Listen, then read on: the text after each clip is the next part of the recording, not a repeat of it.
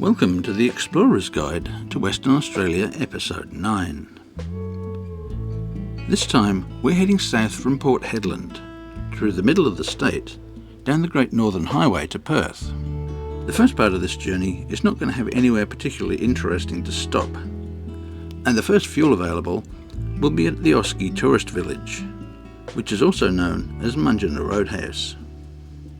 This is about a 280 kilometre drive southwest of Port Hedland. Nearby, the road turns west to what was once the old mining town of Whitnoom, but the town has now been completely bulldozed into the ground and buried. There is nothing left worth seeing, so we're going to keep heading south to the Karijini turnoff. Karijini is a bit of a detour from the Great Northern Highway, but it's one you just can't miss if you're in this area.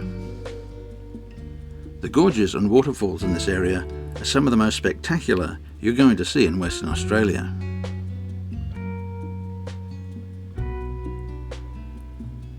All the most interesting places are contained within the national park, and of course there's an entry fee plus camping fees if you decide to stay overnight.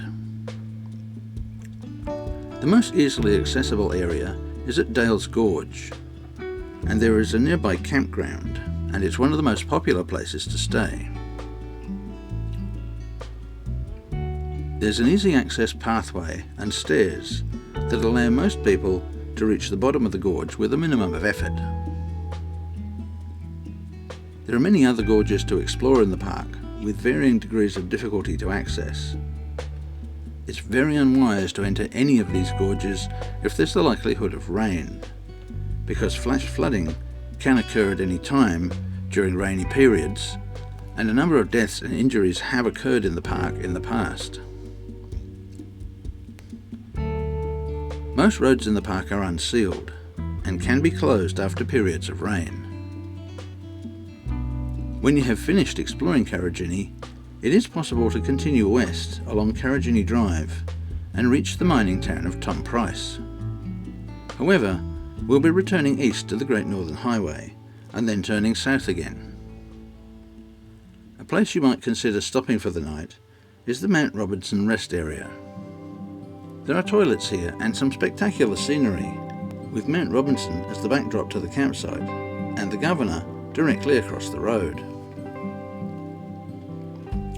It's one of the few places that we've regularly heard dingoes howling at night, and just occasionally you might see one of Australia's wild dogs visit the campsite during the day if there are very few people around. The first proper town you will encounter on this route is Newman. Newman is a mining town, and it's quite modern looking. It's a good spot to refuel and resupply, and for those with four-wheel drives, it's a good base for exploring the surrounding rugged countryside. You can book a tour at the Mount Whaleback mine. The mine is the largest open-cut iron ore mine in the world. There isn't really much else we can recommend in town, so we're going to continue south again. The next stop of any note is the Karijini Roadhouse, and from there it's a long drive down to the town of Meekatharra. The towns along the next stretch of road are usually dry, dusty, and look as though they should have been in an old western movie. Most offer shopping, fuel and accommodation, but most lack any significant places of interest.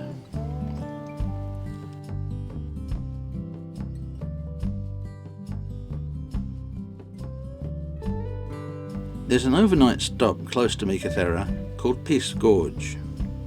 This can be a very pleasant place to spend the night if you don't want to stay in the local caravan park.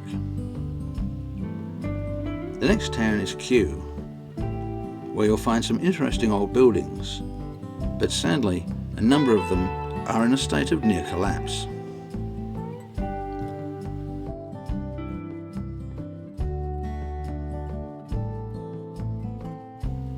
If you have a capable vehicle, then you might think about driving out to see the ruins of the old hotel at Big Bell. They're located along unsealed roads to the west of the town. The old hospital site and the Great Fingal Mine Office are other notable structures in the area.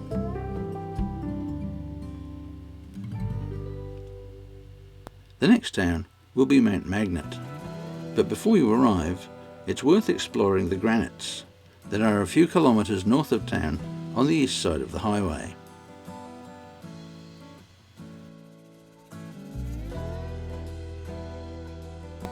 At Mount Magnet, you can actually turn west towards the coast in Geraldton, but we're going to keep heading south to the next town of Paynes Find.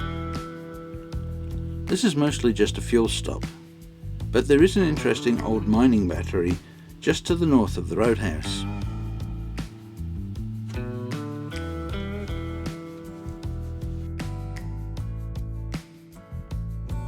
Southwest of Paynes Find along the highway is the Mount Gibson rest area. Here you'll find toilets and a blackwater dump point. Next comes the tiny town of Woobin. Here there is a wheat bin museum, but sadly we have never seen it open during the times we've passed through town. Dalwallinu is next, and this is a more significant town, with most of the facilities you might hope to find. If you're looking for a campsite, you'll find one east of town at Xantippe. It isn't much to look at during the drier months, but if you happen to be there in wildflower season, it's really worth a visit. The second campsite a few kilometres to the south at Protruder Rocks, and this is probably the better of the two campsites. If you visit both campsites, you can then return to the highway via Pithera East Road and get back on the main road at the tiny town of Pithera.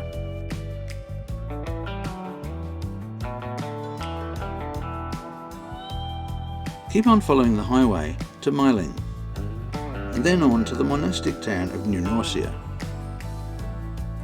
This is very worthwhile exploring, and we highly recommend that you take a tour through the town, as you'll see more and find out a lot more than you will just by wandering around on your own. There are campsites here too, so staying overnight is a really good idea. The monks produce bread, beer and wine, so calling in at the visitor centre can be quite rewarding. There's also a museum to explore.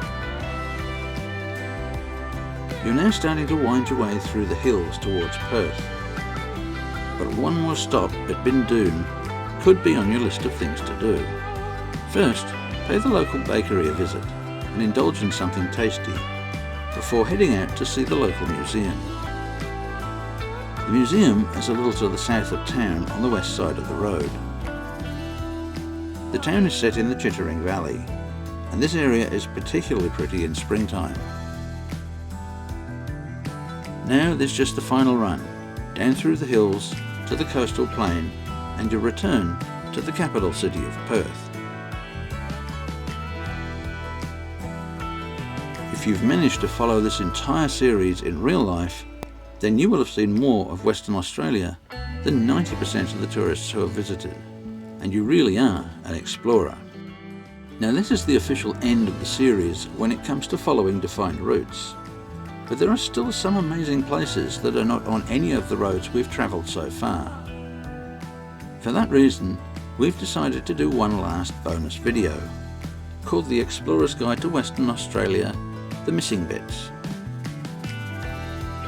You should also be aware that we cover many places in much greater detail than we can in an overview video like this. Check out the index of all the places we've filmed on our main website. A link to it is provided in the description below. Thanks for watching, and we hope to see you back again to watch whatever new video comes out next week. Cheers for now. See ya.